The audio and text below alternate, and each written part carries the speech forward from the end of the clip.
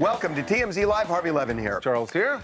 Morgan Freeman came out of the gate hot, angry over the term African American.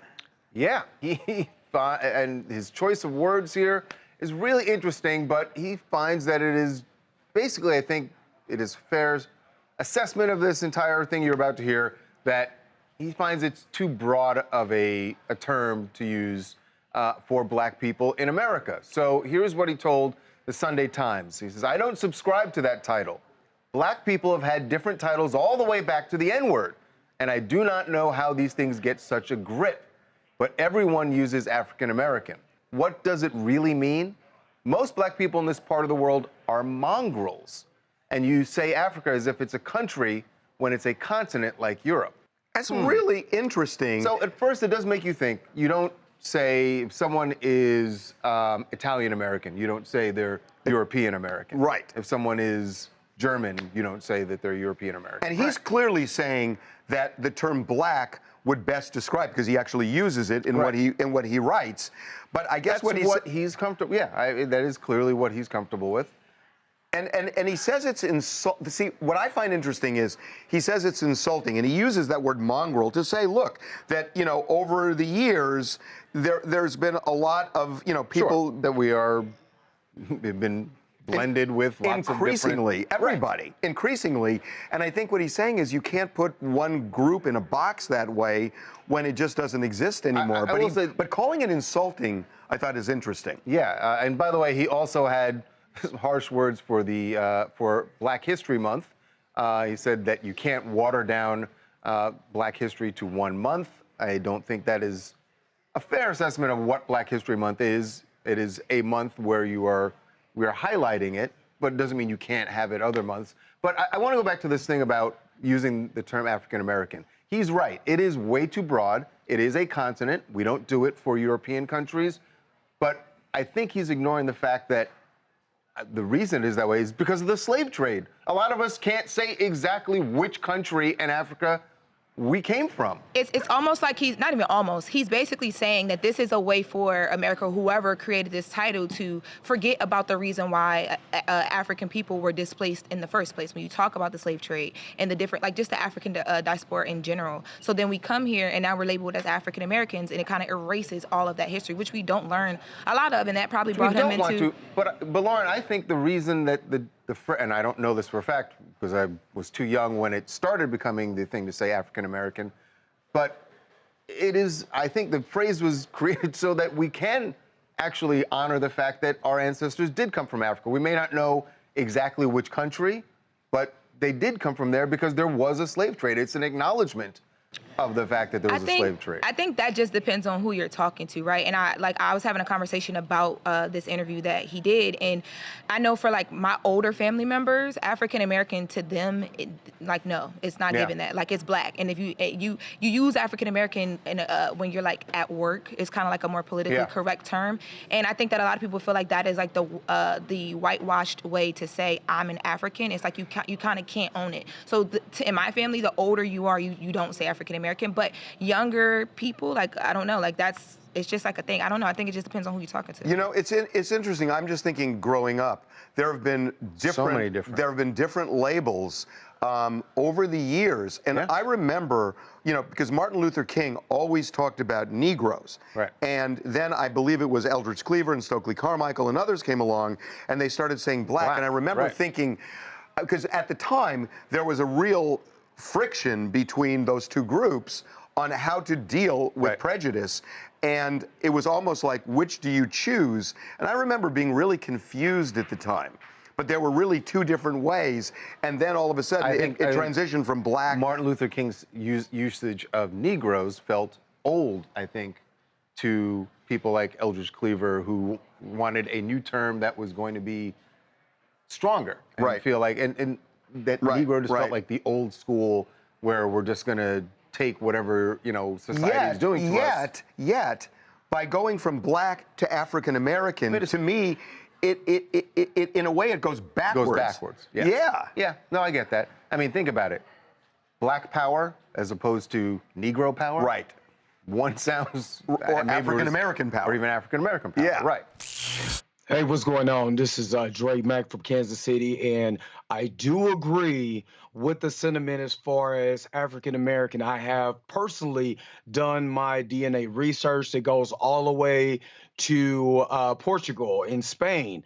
So to just say that we're just African American and not just have that broader spectrum of that, a lot of us that came over in that diaspora came from everywhere around the globe and not just from Africa. And then using that term and saying black, that's something that I do personally. Fair enough. Yeah. We are moving to Coachella right now. Yes. The exact opposite. The exact. Although I shouldn't say that. There were plenty of black artists who were at Coachella. Right, It's not what it used to be. Anyway, it was really about, aside from the music, it was about the celebs who were there hooking up. And the one that really got everyone's attention, it seemed kind of shocking. Shawn Mendes, Camila Cabello. Camila Cabello back together. The question after seeing them, one, making out, hanging out together, dancing together, very close dancing also, by the way. Guys. The question is, was this what happens, Coachella hookup? Is it a one-off, or are they back? Right, or are they back together? Definitely seems like the old flame was reignited, at least just for the weekend. Remember, guys, they broke up in 2021, and it was like a painful breakup for them. And also, like, Shawn was kind of like rumored to be with this new girl, this therapist, Dr. Jocelyn Miranda. Who, by the way, was there. Yeah, so they're... So Charlie, what I'm thinking is that makes it seem like you can count that out because they weren't together. They weren't together right. Because if they were together, he wouldn't have done that, right? But it's also possible that maybe they were together and this was just like, oopsie, my ex is here. It could have also been that. That did not happen. Wow, that's never happened. I mean, I don't know, but look, people are just kind of like, when at Coachella, it's kind of just like an isolated feeling when you're there. Like, you want to be in love, you're feeling all these feelings, the music's great, the vibe is great.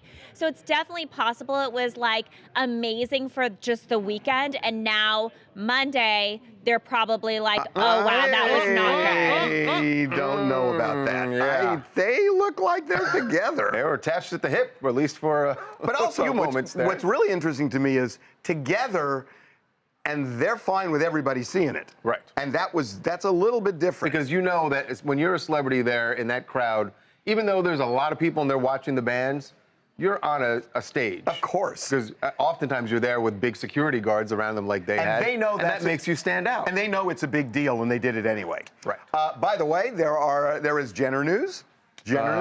Yes. Kendall, speaking of coming outs, Kendall Jenner and Bad Bunny.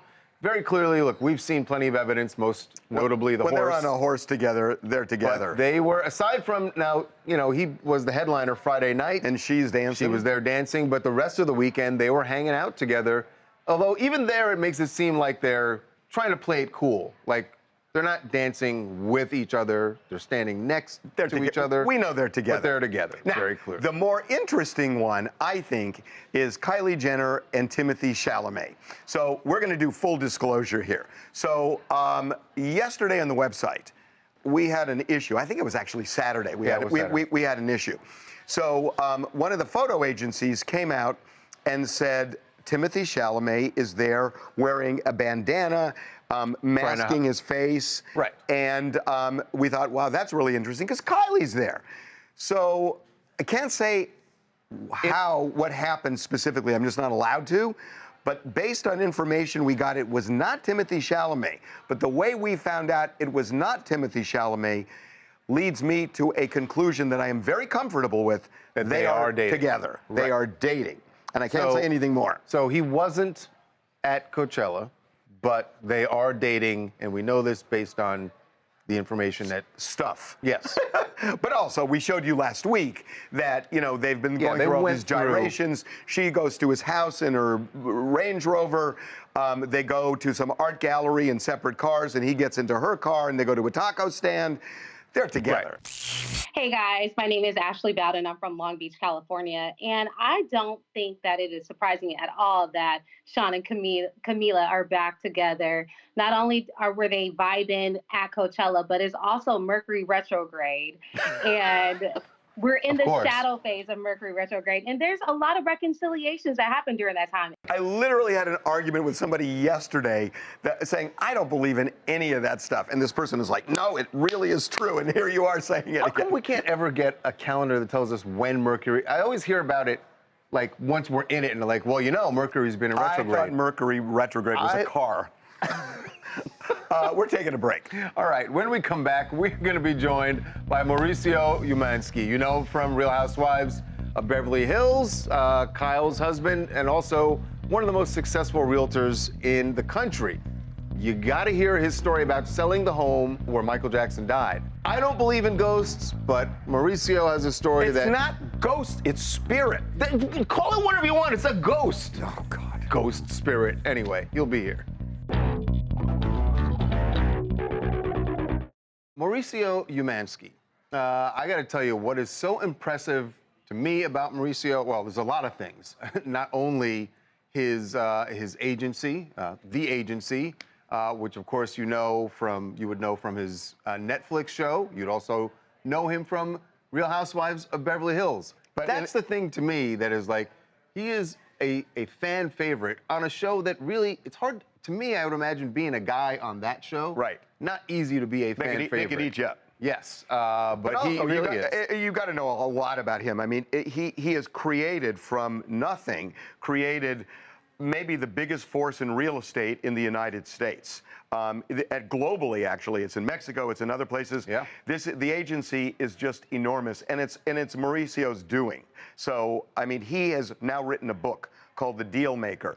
And the book kind of chronicles his journey from starting a real estate company in 1996 to his marriage to Kyle Richards, to some of the conflicts he's had with the Hilton family, and also just how to succeed, because the way he succeeded can apply to everybody, because there are certain things you do, certain principles that are kind of truisms just in terms of doing well and succeeding in life and business. I'm looking forward to learning some stuff. Let's bring him in now. Mauricio, welcome back to TMZ Live. How you doing? I'm doing good, man. What an introduction. Thank you guys so much. I love you guys. I appreciate that. That was a really good intro. Well, you made it easy. You made it easy. We mean it. I love that. I love you guys. So listen, I mean, this book, give us a top line on why you wrote it and what you're trying to convey to people. Well, I just felt like I had a lot to share, and I wanted to give back. You know, I'm constantly at my company helping agents and helping people and giving advice and helping them be better people. And then I just felt like there was an opportunity to write a book. I'm constantly being asked on the different social media platforms, some, suggestions, how to be a better salesperson, all of that stuff. And I did not want to write, Harvey, a how-to book. This is not a 5 steps to success, 10 steps to be the best salesperson on the planet. Like, that's not what this is about. This is about more insights and more life lessons that I have learned through experiences, fun stories, fun experiences, some great, some bad.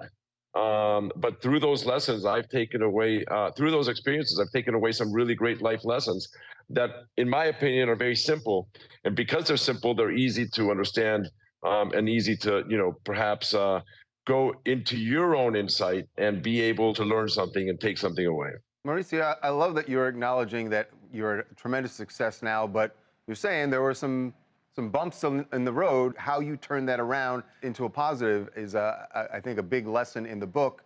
One of them that I know you talk about is this clash with Rick Hilton, your brother-in-law, when you were working for him at his real estate firm. If you could talk about that and how it's helped you get where you are now. Well, look, I want to be super clear. I loved working for Rick. He gave me an amazing opportunity. When I tell the story here, this is not about a story about anything that, he did wrong, but rather a story of how sometimes in life you can have, doors closed. You can have circumstances in your life that just look and feel like they're brutal. But by the same token, that brutal circumstance, that closed door, is what gives you the courage and the ability to go do something that you may have not be ready to do. And so in life, you need things to happen. Sometimes you need to create your own things in order to continue to move forward, to go into the next door and to go into the next room, to take steps forward. Sometimes you need something to happen to you. In my case, I needed certain things to happen to me. If I didn't have the experience that I had with Rick, I probably wouldn't have started, the agency. So to me, it's like, how do you convert a difficult experience into a great experience? We all go through struggles in order to get, to ultimately accomplishing. In today's world, everything just seems so easy, and I just wanted to tell a real story. So can we talk about something, I want to say fun, but it's also controversial, at least it has been in our office. Charles and I have gotten now into a whole thing with this. That you have a story that is related to this. Harvey and I have, for years, debated about ghosts. Not ghosts, spirits. Oh, okay. All right. Great. Now you want to call it what you want. Call it what you want. Let me do this because you don't believe in this. Because I do, and I've had an experience. Okay. All right. You sold the house Michael Jackson died in, and you have a fantastic story. You got to tell this story. Look, I'm like you. I never believed in spirits before. The first time I ever actually saw a spirit and saw it happening was with my mother-in-law, with Kyle's mom, when she passed away. I won't go into that story right now, but that was the first time that I opened, my eyes to that. And, what happened with, Michael Jackson and the house, it was just so real and so strong. My rule 101 when you own a house is you lock it up. Like that's, you close it up, you lock it up, you lock the windows, you turn off the lights. I did that. I went back the next day. I went into the master bedroom, the one that he slept in. He did not sleep in the primary master. And the window was open, and they had like this little old stereo on the wall that was on playing music. And I was like, whoa, that thing, I've never seen that on. I know I closed this window. Nobody was here. Like, that did not happen. Mauricio, you're sure that nobody else had access, nobody could have gone in besides you? So I called everybody. Nobody else had keys. The owners were away. But I'll tell you what happened. I wasn't, I didn't want to believe it. So that day, that night, I closed up again. I did the exact same routine. I quadruple checked, okay? I came back the next day, and it was the same thing. Oh, Mauricio, okay. I got it. No, hold on. I got to tell you, it happened to me, and with music, it was the same thing with music and lights. But you got to tell the chandelier story. So at the end of the thing, so that's how it all started. And at the end of the thing, we're going through the walkthrough. There's this chandelier that's humongous that goes up and down on a little, motor, and you clean it on, because of the motor. So the owner, the buyer, is playing with the chandelier. He's trying to take it up and down. It won't move. It won't go up. It won't go down. He's like, I'm not going to close. This thing needs to get fixed. And I'm thinking to myself, damn, it's a little force, one-cylinder engine, with 4 horsepower, 5 horsepower. Like, who gives a Let's just change it and be done, and let's move on, right? Like, you're getting a deal of the century. And I'm like, it was working. Like, everything was working. So literally the guy goes into the bathroom, and I'm out there, and I'm like, oh, and I look up to the sky and I go, Michael, help me out, please. And I literally like just scream that out, and I go to the switch, and I move the chandelier, and it goes up, and it goes down, and it goes up, and it goes down, and out comes the buyer, and he's like, I'm like, dude, it's fixed. And he's like, what are you talking about? I'm like, it's fixed. We're closing escrow. And he started playing with it, and it's going up and down like no problem. I love now, that it sounds story. like the Jackson estate is going to want its cut of your commission on that. You have to send it to them for sure. Michael helped me close it, yeah. Well, listen, congratulations on the book, on the Netflix show, on the agency, on got your a lot family. going on, man. Pleasure talking to you got again. season 2, guys, but that's exciting. That's a win. It's awesome. Thank you. Yes, sir. Really, we just love having you on. So thank you so much, and congratulations on everything. Thank you guys so much. Really appreciate it. All right. Okay, we're taking a break. All right. When we come back, the Google CEO says Elon Musk is right. We are hurtling toward a really dangerous space with AI. Obviously, Google is developing AI, but you're going to hear him say why there are lots of reasons to be concerned.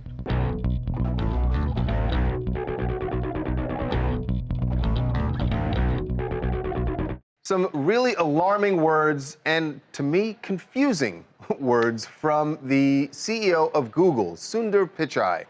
He was on 60 Minutes last night, and they were talking about artificial intelligence. So he's concerned about this. We've recently heard other people Elon Musk, Steve Wozniak. say that put the brakes on. We want to slow down.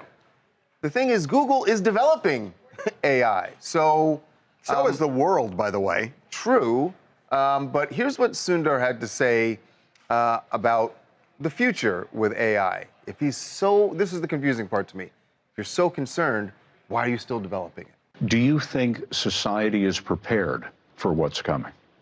You know, there are two ways I think about it. On one hand, I feel no, because, you know, the pace at which we can think and adapt as societal institutions compared to the pace at which the technology is evolving, there seems to be a mismatch.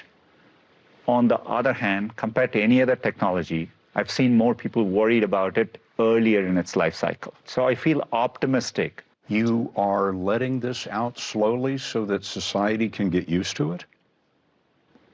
That's one part of it.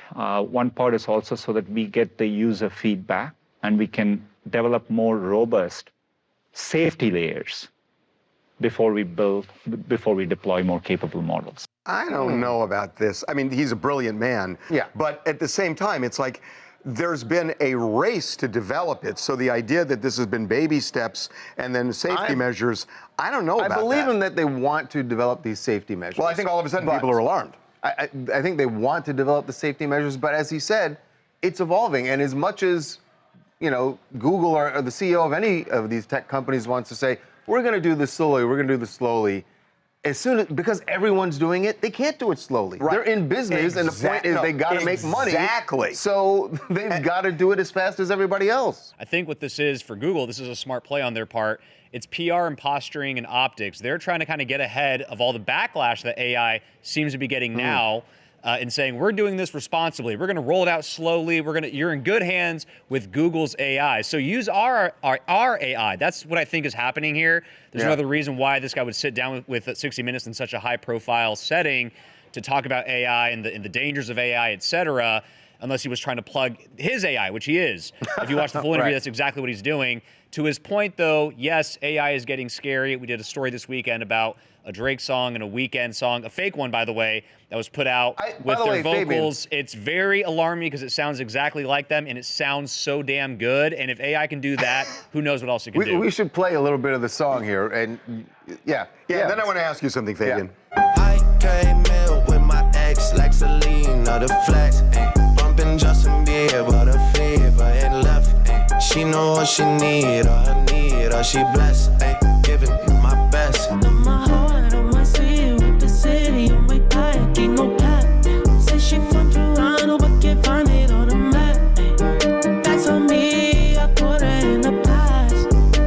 So look, I mean, obviously, it sounds authentic. Yeah, and a lot of people like the song. So it sounds like something better than that either one of them had put out. It sounds like, yes, it does. So here's my question.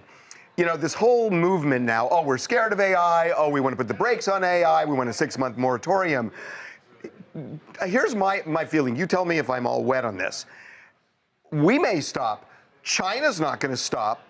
And whoever masters it is going to rule the world. And I think it's almost like the arms race, the military arms race, that you need to develop it, because if you don't and others do, you lose. Yeah. I mean, I agree with you that we do need to develop it. It's just about how exactly to do it responsibly. I think what this guy was saying, the Google CEO, about Congress needing to get involved for legal purposes, 100% on point, because with the Drake and Weeknd song, they could sue over that. You know what I mean? Like labels and studios, this is a big money thing. They can lose money for these fake products that are coming out. So Congress is going to have to get involved. But I agree with you, Harvey. We have to embrace it somehow, because it's happening and it's coming. Hey, it's John Root from Phoenix, Arizona. So you were bringing up how the CEO was saying, oh, it's guys, we get used to it. It's kind of just like an uncontrollable kid right now, but once it gets to teens and then an adult, it's going to mature. I don't think so. We've seen this movie before. It's called I, Robot. Yeah. And also at the same time, you brought up Elon Musk. He said that uncontrollable AI, it's worse than nukes. We're screwed. I think this is bigger than the internet. I think it's going to be more transformative in the world. it's the evolution of the power of the internet. Even unlocked. bigger. We're moving on. Yes, actually, we're going to take a break. And when we come back, there is some big news in Vanderpump Rules world. One thing that happened at Coachella, Ariana's out there, and she was not alone. And then also, Tom and Raquel, or Rachel, whatever you call her. We call them code names now. Oh, yes, they have code names that they used for months. Welcome back to TMZ Live. Ariana Madix. Back in the game. Seems to be over the scandal. Well, at least ready to, I guess the old phrase was she's single and mingling. And she did it at Coachella very effectively, apparently, because she was there hanging out with a new dude. And she was not only hanging out with a new dude, she was making out with a new dude. So, I mean, look, I mean, you can kind of like... All these things, listen, this is how it works. You know, or there are two ways of looking at this. Either she's totally over it, which I don't believe. No, I don't think she's totally over it. This is her trying to get back in the game and saying, I've got to do it. I know there are cameras looks like here. It worked for at least a night. Which is great. Good, that's all, it's what it takes. Yeah. And we should point out here that Coachella is a big deal for this group. They went every year, so the fact that Ariana is now being seen with a new man already, and Tom Sandoval is not there, it's kind of a big deal. I mean, they went every year very consistently for several years. We know Tom wasn't Like the whole cast would go, or you mean just Tom and Ariana? Right, a majority of the cast would go, and they'd all hang out, they'd rent a house, they'd be there for the long weekend.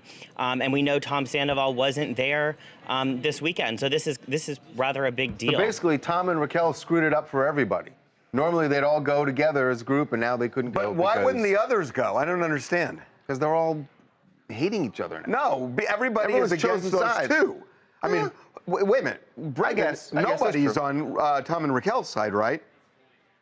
Schwartz is still like Switzerland. Yeah, but Schwartz will go anywhere if there's a party.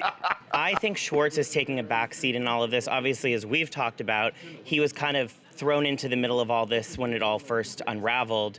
People were accusing him of withholding information and stuff. I think he's kind of taking a back seat from this, and I think that's why. But he didn't go to Coachella. You know what? There's a problem that I just thought about. There is a problem here. If these guys move on, if Ariana moves on, Ariana and Tom. Say Ariana has a new boyfriend, and then all of a sudden Raquel, she will at some point. Of course. Right. And then, but it happens. Let's say it's that guy. Right. Let's say it's that guy. Okay. And then Tom and Raquel, they're like together and everything else. They're waiting too long to release this reunion because it's going to feel stale. Yeah, it's going to be.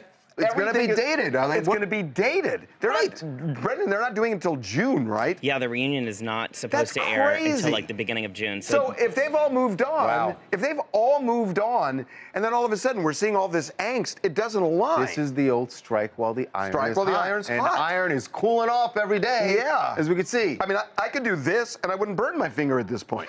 That's what I'm saying. You guys, by the way, we actually also have some new information on how, obviously with this affair going on for several months before it was revealed by us, we learned late last week that Tom and Raquel actually had each other saved in their phones under code names. So for Tom, Raquel was saved in his phone as Jamie. So this is like if a text message had popped up and say Ariana was around or someone else in the friend group, it wouldn't be obvious that they were texting each other one-on-one. Is there a Jamie that they know, by the way? Not that I'm aware of. Yeah, but they're waiting so long for the reunion show, they're going to name their kid Jamie, and we're going to know. I was just thinking that if Ariana saw it, she'd be like, well, who's Jamie? Yeah. And then you'd have to have a story about who Jamie is. This reunion show's got to air quick, I'm telling you. Oh, this is great stuff for this show, though. I think it all feeds into it. I'm not surprised Schwartz is not saying too much right now. Him and Sandoval are too close, and if you watch the bromance that goes on between the two of them, he's going to be a good friend. And good for Ariana to be out and having a great time and enjoying herself. I mean, that's amazing right there. Have fun. Yeah. Yeah, man. Listen, everything fades and everyone moves on. God, I am so old. Just the idea of being in a crowd that big, oh, God, please. They weren't even paying attention to the music. No, I know. We're going to move on. Yes, although we're staying at Coachella, where there was another couple, or at least some people were thinking they were a couple. And by the way, when you see Leo DiCaprio standing next to a supermodel, you think they're a couple. Of course, right? And this time it was Irina Shayk he was hanging out with. And those photos, that image right there, immediately made people think, yep, Leo's got himself another model. And there are 2 reasons that can't be true. Well, I hate to be the bearer of bad news, but we are being told that they are not a couple by any stretch of the imagination. By the way, this was at Neon Carnival, which is like the biggest celeb party of the weekend, and they weren't getting romantic at all. They were just talking to one another, and Leo and Bradley Cooper, Irina's ex, they're close friends. So, you know, there's kind of a bro code here, which I guess Leo wasn't trying to break. So, and the bro code for sure. And then there's one other something thing else. that she's... You do it. I hate saying it because she's not old at all, but 37 in Leo DiCaprio's world. Not his wheelhouse. Is not his wheelhouse. 37 with, what, 6-year-old? Is that what we said? How old her daughter is with Bradley? Right. So she's 6 years old. But I don't even know that it's the kid. I just think, look, yeah, because he got over that with Gigi. With Gigi. Yeah. He likes what he likes. One other thing happened, and this is really frightening. We got this yesterday. There was an acrobat on Saturday, on second day of Coachella. On Saturday acrobat night, is performing during a DJ's set. This is really scary. This is terrible. And she fell and lost consciousness, and the paramedics came, took her away. We still don't know what her condition is. She was blinking her eyes toward the end. Yeah, well, apparently this really frightened people in the audience. One woman who saw this fainted because it was just so scary to see. And like you said, Harvey, it's unclear whether she had a problem while in the air or hit the ground and something else happened there. But what was kind of incredible, too, was this was during a DJ set where I guess the music kept on going. Some people were urging the DJ to stop playing. I feel like in this day and age, that's kind of the right thing to do. Yeah, I mean, this was really, really serious. So hopefully she's going to be okay. Yeah, hopefully she's. We've been trying to get an update on her condition, have not been able to get one yet. I'm Giovanni DeBose from Los Angeles, California. In connection to this situation, is really heartbreaking. As a person who's been to Coachella about 4 times, the things that are in the aroma, as far as like marijuana, potentially can affect those performers. So prayers.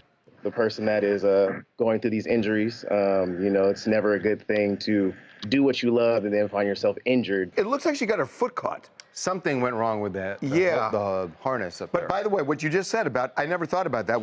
There's probably so much weed that, I mean, I don't know how much. You would have to be, I haven't been to Coachella, so I can't say how much you're inhaling, but you would have to, as that performer, be inhaling. Who am I to argue with the expert? We're going to take a break. All right.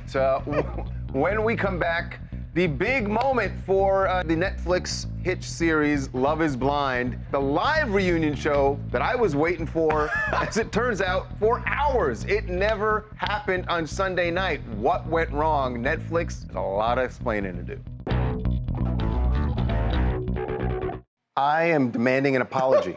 I want a written apology from someone at Netflix because my entire Sunday evening was screwed up. The Love is Blind reunion show, which they had promoted for like 3 weeks, which they said supposed to be live. was going to be live Sunday night, 5 o'clock on Pacific Coast. And it's a huge show. It is a huge show. And I had it all lined up. You sit down, I was going to watch the reunion, and then I could get right into Succession, wrap it up, go to bed. Well, instead, myself and several million others around the country, apparently, if you're on Twitter, it seemed like it, were really ticked off because it never happened. The live reunion, this is all I kept seeing. I sent that very photo We're having to trouble Devin last playing night this title right now. Please I said, try Devin, again what's going on? later or select a different title? We Seriously? were angrily texting last night, as were a lot of people on Twitter, it seemed. But yeah, so we kept getting the error. Then Netflix kept basically saying, hey, we're having some technical difficulties.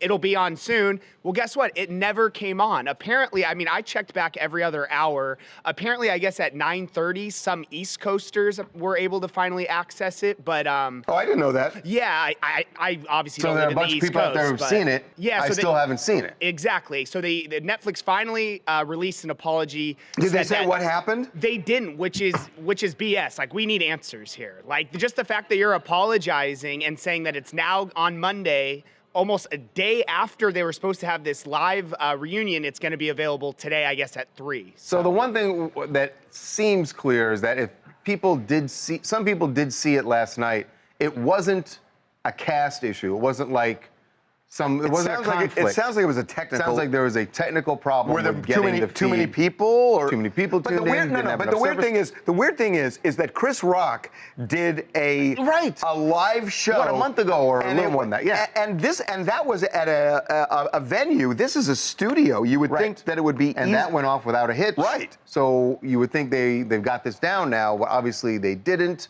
We still, like Devin said, we don't have an explanation We for them. need answers, Netflix. We seriously need answers. Hey, it's Josh from New York City. Yeah, echoing like everything you guys said. Disappointed is an understatement of the entire production from start to finish. I actually had finished my Grubhub order 2 times through by the time the show actually started here in New York. And for a company like Netflix, the biggest distributor or one of the biggest distributors and content creators, you have Instagram Live that works, Facebook Live, TikTok Live that I can go live right in my house. Somebody's not pushing the right button, I don't think. And then once the show actually aired, which I did get to catch it, the production felt lackluster. The questions were pretty soft. Wow. Jackie Really? and Josh weren't actually there. Sorry, Dude, spoiler alert. Dude, no spoilers. Come on.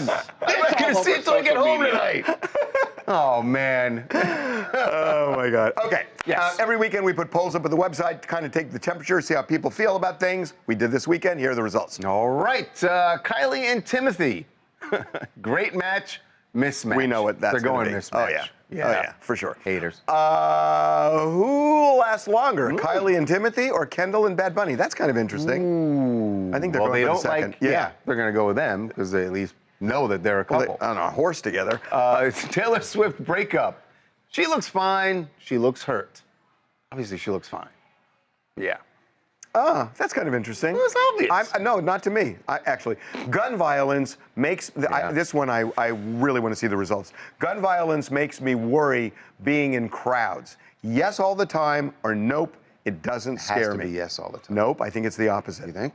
Yes, all the time. Oh, and by the way, I meant that. I'm sorry. And by the way, this question we'd put up before what happened in Alabama on Saturday night. So it's just horrible. Yeah. Okay. Meghan Markle skipping coronation.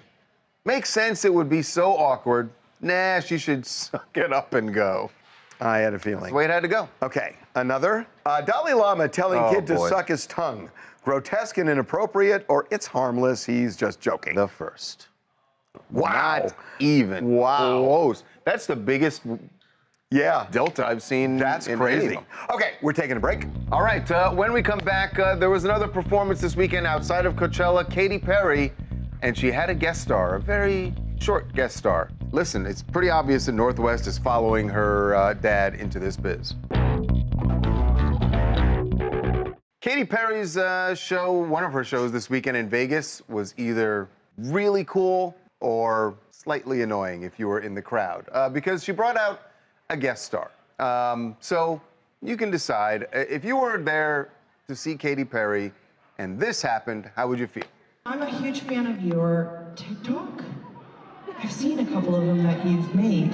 You're a really good dancer, and I thought, what better way to be a great dancer is to show the world your awesome dance moves. Can my friends come out with me? Yeah, why not? Come on. So, look, no one's gonna boo. And North and her friends came out and they did some dancing, and that's cute and all. And of course, everyone cheered because no one's blaming North here. The question is, do you go to a Katy concert, Perry, spend all that money? I don't know how much time it took up out of the show, but it's sort of like, I don't know. It's just kind of the vibe changes. I paid to see Katy Perry. She always brings someone up on stage. And I guess if she's always going to bring someone up, then it's okay. Then that's fine. But it's sort of like when but in general, I'd be like, just perform. I mean, I don't want to see people getting like proposing to people or stuff like that. I'll take a proposal over this any day. This goes on and on and on to the point really? where So it lasts a long time? it lasts so long. And so if you're gonna bring the kid up on stage, at least bring out Kim so like I can get a wave, whatever. Like if I flew all all the So way. it can get away. I don't know, but if you flew to Vegas, you got a hotel room, you got a babysitter for your own kids. Right. I don't need to see Northwest. I know, but she's right. It's like when you still did get the Katy you Perry get show, out of the moment of the show. And I think that's a big part of this. It's a huge part of it. It's bizarre. The kids are dancing, and there's a giant beer can prop in the background that's like the size of the kids' bodies, but we got to sit and watch them do TikTok. It takes you out of the moment. I mean, I can get the 5 minutes back, but it just takes you out. No, I'm serious. It takes you out just the way these proposals. It's like, God, I mean. Such a stick in the mud. I know I sound like a stick in the mud, and maybe I am a stick in the mud, but it bugs me. It bugs Jamie too, so I'm in good company. Fine, you're Probably both it sticks helps in the with mud. alcohol sales too, because I would be at that bar just pounding them back. Can I just say one thing? I got to give a shout out to Jamie. Because during the recipe now? During the pandemic, she and I traded recipes. Are you going to bring it? You just brought this up last week. No, but I tried it over the weekend, and I sent her a picture of it, and it was delicious. It was so good. I made it. I think yesterday or something. It was really good. Chef's kiss. Hey fellas, Stephen Daniels, Kokomo, Indiana. Man, Katy Perry, it's a little weird to have kids out there on the Las Vegas show, but she's just a class act. In Northwest, she's a star, so she's gonna get the star treatment. So, and if it's okay, to bring a smile to someone's face, I'm all for it. Yeah, but what if it brings a frown? You can't not smile at that, although if it goes on. It brings a smile to Really? his face. I mean, it makes the kids happy, so I'm all for that. Yeah, well, it does make the kids happy. Stephen, you have a heart, and then there's the Grinch. And then there's people who are not being honest about it. By the way, she's performing at the Coronation. Are you accusing me of not being honest? I am saying if you were in that audience and there was 5 minutes of that, you would not be smiling like that. Okay, we're taking a break. Great job, kids. Taking a break. All right, when we come back, Hugh Jackman is getting into Wolverine shape, and that means more crazy workouts. So you're gonna see what he's doing now. This is, you should try this. Better than cycling for you.